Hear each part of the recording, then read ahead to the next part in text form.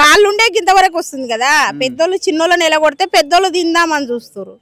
మళ్ళీ అది ఎంతవరకు న్యాయం చేస్తారో ఎవరైతే బోరు ఏంటికి పోతారు? పైసలు కష్టపడి కొని పోతారా?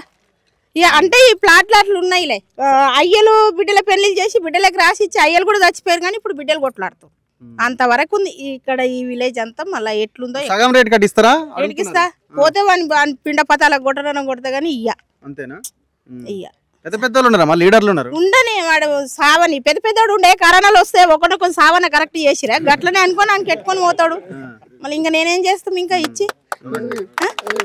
పెద్ద పెద్దోడైనా తినేటిదే, చిన్న చిన్నోడైనా తినేటిదే. అక్కడ పోతే అని పేరు పెట్టొద్దట, రెడ్డి అనాలనేమో.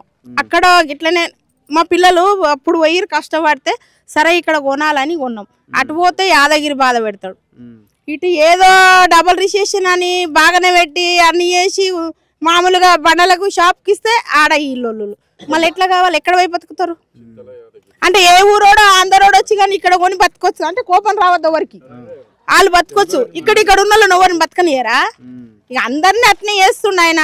ఎవరి పేరు పెట్టేది లేదు, కానీ మంచి మంచి నాయకులు ఏం చేస్తారు అంటే 100 ఎకరాలు చేసుకొని మనం ప్రశాంతంగా మన పిల్లలు 100 ఏళ్ళు ఆడు 600 బతుకుతాడు, వీళ్ళు 60లో పోతారు. అమ్ముకున్నాడు వాడు కొన్నోడు 6 ఎక్కువ బతుకుతాడు, అంతే కదా.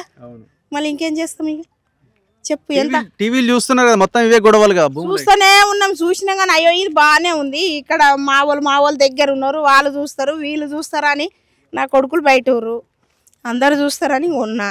ఇక పోతే పోతుందేమో, ఉంటే ఉంటుందేమో, కానీ అంత పైసలు తీసుకునే లేదు, మనం ఇచ్చేది లేదు. అది ఇక గిట్లనే ఎవరైనా నాయ కొట్లాడతారు గట్టిగా కొట్లాడు.